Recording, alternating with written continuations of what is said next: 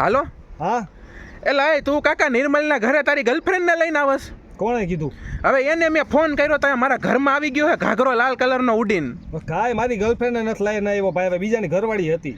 હવે એને મેં ફોન કર્યો તો એમ કે હું કાંઈ પહેરતો નથી, નાટકમાં નથી જતો. એટલે વૈધું કોણ? તું વૈધો ને તું નાટકમાં જાતો નથી, બરોબર? અને ગર્લફ્રેન્ડને લઈને એના ઘરે તું જાસ. હવે ઈ પોતે લઈને ગયો તો એના ઘરમાં આવે, તું મારી ક્યાં દેશ વાત? હવે એ તો મને એમ કહે કે ઓલો લઈને આવ્યો તો. કોણ?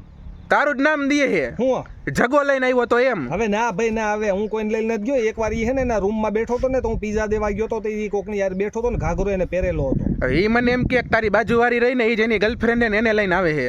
મારી બાજુવાળી ગર્લફ્રેન્ડ એની નથી, મારી બાજુવાળી તો મારા ફ્રેન્ડની ગર્લફ્રેન્ડ છે. પણ હું એને એ જ કહેતો હતો કે એલા મારી બાજુમાં તું રહેશ ને, તું જેમ કહેશ કે જગાની ગર્લફ્રેન્ડ મારી બાજુવાળી છે તો મારી બાજુમાં તો તું રહેશ. તો હારો કાંઈ બોલ્યો જ નહીં, ફોન મૂકી દીધો ડાયરેક્ટ. હવે એમાં એવું જો આપણી બાજુવાળી છે ને ઓલી હા ટીના, તું તો પણ રેસ બે શેરી મૂકીને. બે શેરી મૂકીને પકડવા આવ્યો તો ને ટીના ને, સમજાણું? ટીના હવે આમાં ક્યાંથી વચમાં આવી? ટીના ભાભી. હા તો ઈશે તો એનું હું ના, ઈ ભાભીનો ઘાઘરો હતો, બરાબર? ઈ ભાભીનો ઘાઘરો લઈને ડાયરેક્ટ હું ગયો તો ન્યા આપણે આના ઘરે.